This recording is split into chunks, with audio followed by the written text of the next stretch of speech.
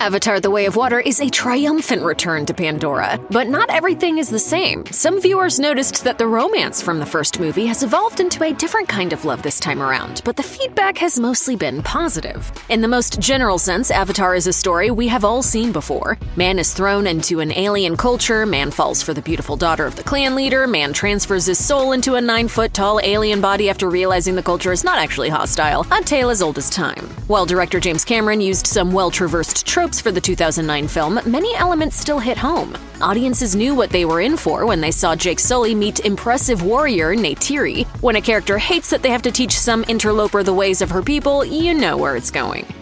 Look, at first, it was just orders. And then everything changed. Okay, I fell in love.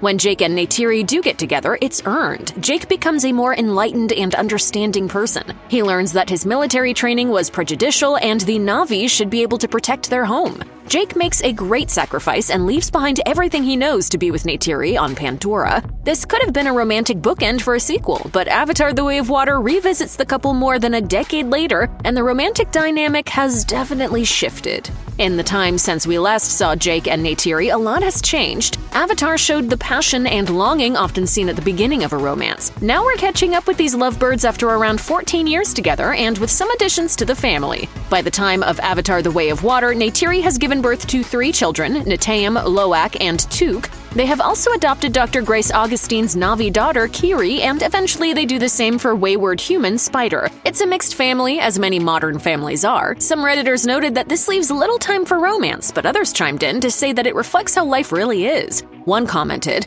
"I think it's likely that those people who liked the romance element from the first film have now 13 years later took the romance in their own life and had a kid and a family, which is heavily present in this film, making it still incredibly relatable to them.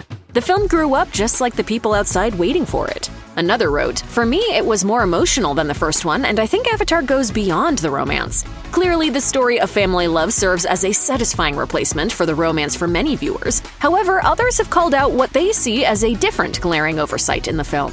I need you with me.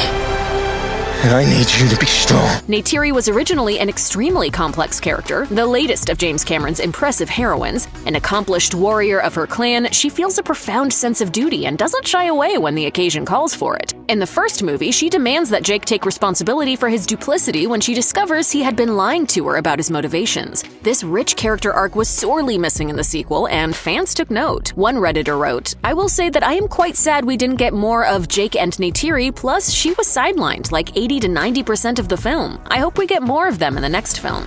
Another user chimed in, saying, "Natiri left her whole family behind, and then we don't know if she made new family in the archipelago. I guess wait for Avatar 3. Critics also found her story to be lacking. CBR pointed out that the main thrust of Way of Water focuses on the children and less so the parents. The Independent was even harsher, concluding that Natiri's storyline was the least satisfying.